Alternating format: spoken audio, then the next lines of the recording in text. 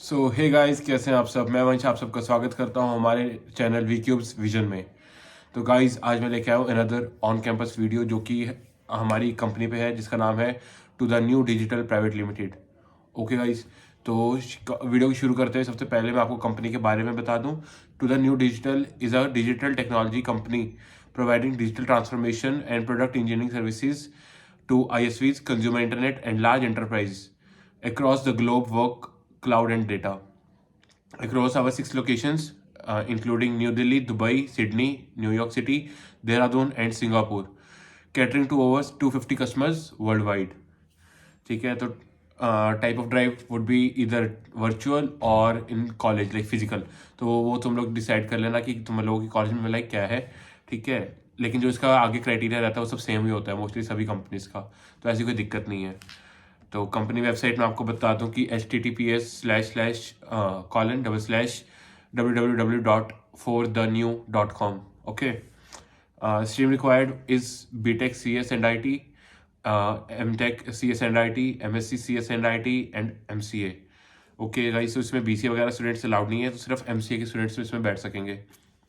Eligibility criteria की बात करूँ तो eligibility criteria would be 60% throughout with no backlogs.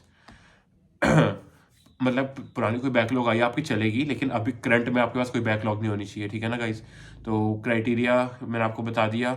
आगे position they are offering is during 6 months, like जो first 6 month होंगे आपके इंटर्नशिप के, उसमें training. After 6 month software engineer होगा या फिर QE इंजीनियर होगा या डेवऑप्स इंजीनियर होगा। वो डिपेंड करता है कि आप अंदर जाकर किस प्रोफाइल पे वर्क शुरू करते हो अपना। Skills required. Skills required are positive attitude, good time management and organizational skills, good verbal and written English communication, good decision making abilities of the job, and ability to adapt any process changes. तो ये हुए हमारे skill required. Job profile क्या होगी? तो job profile would be JVM, QE, cloud operations. Candidates who have specialization certification in cloud are preferred। ठीक है ना guys? तो अगर आपके पास कोई भी सर्टिफिकेशन है क्लाउड का तो आप इनको शो कर सकते हो। DevOps candidates who have specialization certification in clouds are preferred, but hometown should be in Uttarakhand. ठीक है, तो उत्तराखंड वालों को ज़्यादा और प्रेफरेंस मिलेगी क्योंकि देहरादून में इन लोगों का वो है ही है।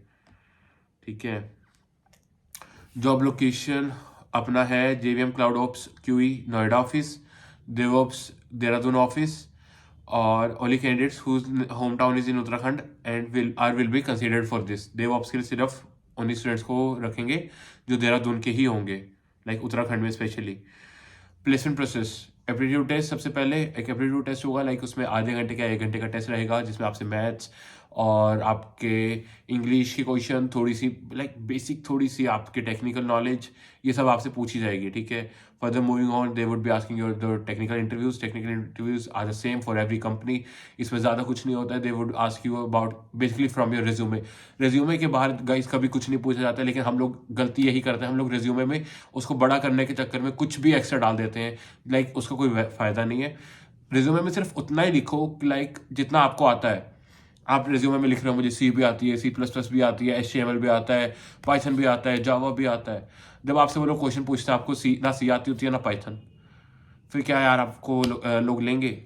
ठीक है, सोचने वाली बात है। इसलिए अगर आपको सिर्फ C आती है ना तो आप सिर्फ C लिख दो। अगर आपने C के क्वेश्चंस भी अच्छे से रिप्लाई कर दिया ना तो वो लोग आपको सिर्फ C के बेसिस पे ही उठा लेंगे, बिकॉज उन्हें नहीं चाहिए कि आपको C आती हो या पाइथन आती हो। उन्होंने कंपनी में ले जाकर काम आपको अपना ही कराना है। इवन कि 50% केसेस में ऐसा होता है कि आगे जाके कोडिंग भी नहीं आती है। ठीक है, तो इट्स बेटर कि आप लोग रिज्यूमे में सिर्फ वो लिखें जो आपको आता है, because all they want to check is like तुमने जो पढ़ा है, जो तुमने रिज्यूमे में लिखा है, तुम्हें वो भी आता है कि नहीं आता है। ठीक है ना, बिकॉज कोई तभी लिखता है जब उसने कुछ ना कुछ शुरू किया हो। बस वो उसी की बेसिस पे लिख देते हैं, और लिखने के बाद जब रिज्यूमे वहाँ पे जाता है टेक्निकल इंटरव्यूअर के पास, वो चेक करता है, तो फिर जब वो तुमसे सामने से पूछता है तो वो चीज़ आती नहीं है तुम लोगों को। तो फिर यहाँ पे सब मेन स्टूडेंट जो है लैग करता है। टेक्निकल इंटरव्यू में अगर आपको पूछना है तो क्या होगा, DSA आप कर लो थोड़ा सा। इसके बाद उप्स कंसेप्ट्स, गिनती की 4 चीज़ें होती हैं: एब्स्ट्रैक्शन, इनकैप्सुलेशन, पॉलीमॉर्फिज्म और इनहेरिटेंस। इनहेरिटेंस में फर्दर आप पढ़ लो सभी उसके टाइप्स। ठीक है, इसके बाद एक डायमंड नेविगेटिव प्रॉब्लम होती है, वो कर लो। It's more than enough. ठीक है, अगर उसने सिर्फ इतना ही पूछ लिया ना कि उप्स कंसेप्ट आते हैं और उसमें क्या आता है, तो आप अगर 4 नाम लेकर 4 लाइव एग्जांपल के साथ उनकी डेफिनेशन बता दोगे ना, तो इंटरव्यूअर सिर्फ उसी से इंप्रेस हो जाएगा आपका। ठीक है। एंड इसके अलावा लाइक थोड़ी सी सॉफ्टवेयर इंजीनियरिंग वगैरह अगर पढ़ना है तो वो पढ़ लो फर्दर। और इसके अलावा HTML थोड़ा सा होता है, लाइक ये थोड़ा सा वेबडी का क्वेश्चन पूछ लिए जाते हैं, पक्का नहीं है लेकिन कभी कभी पूछ लिए जाते हैं। तो यही रहता है टेक्निकल इंटरव्यू में। इसके अलावा मेन आपने जो भी लैंग्वेज लिखी होगी उसके क्वेश्चन पूछे जाएंगे। लाइक मेरी जावा और पाइथन अगर मैं लिखता था तो लाइक वो मुझसे ना उसमें क्वेश्चन पूछ लेते थे कि जावा और पाइथन में डिफरेंस क्या होता है, तो ऐसे सब क्वेश्चन पूछते थे वो लोग मेन में से।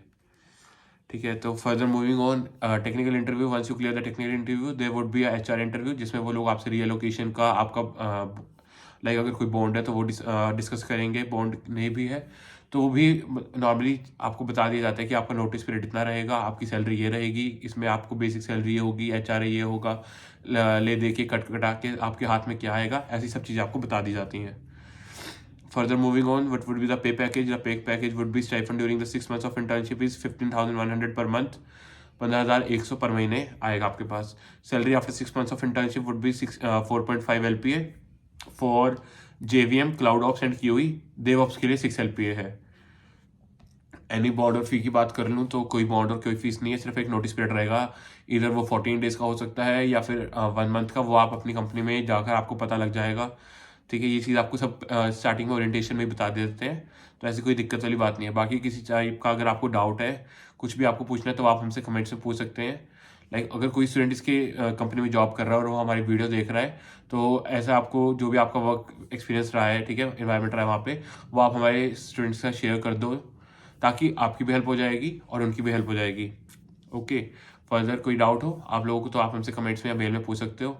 तब तक के लिए इस वीडियो में इतना ही था, तो चैनल को सब्सक्राइब करें, वीडियो को लाइक करें। Thank you.